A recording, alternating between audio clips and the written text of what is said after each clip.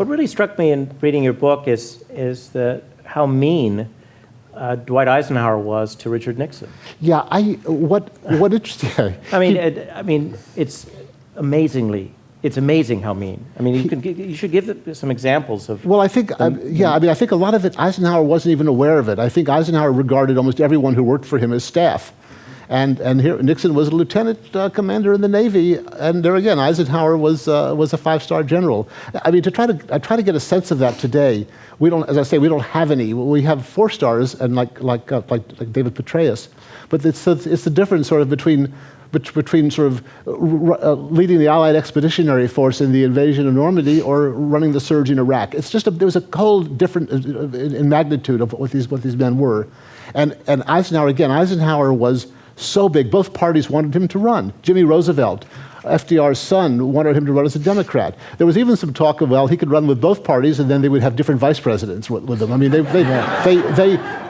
was beloved, and so in a sense, Eisenhower was almost oblivious in some ways to his effect on people. And yet, I think there was in some cases some deliberate cruelty, and I think it started off in a very bad way. I'm sure you all know the story of the fund crisis, which began with this story in the New York Post saying that Nixon was supported by a group of millionaires, a secret group of millionaires, and there was a lot of pressure to get Nixon off the ticket. And Eisenhower, in fact, wanted him off the ticket.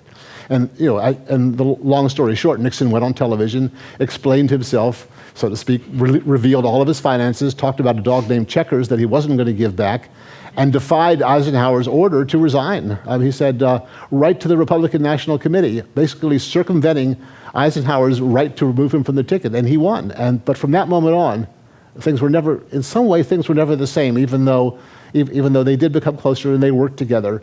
What Eisenhower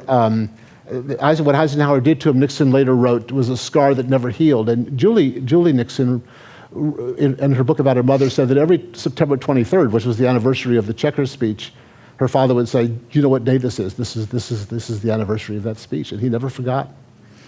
So, and there were many episodes of cruelty. He tried to get him off the ticket in '56. Nixon fought back. He would do things. He would do things like not even really sort of caring. When Nixon was finally getting a vacation in the summer of '58, he was off with his family and all of them. They were off in West Virginia. I saw pictures of the photos.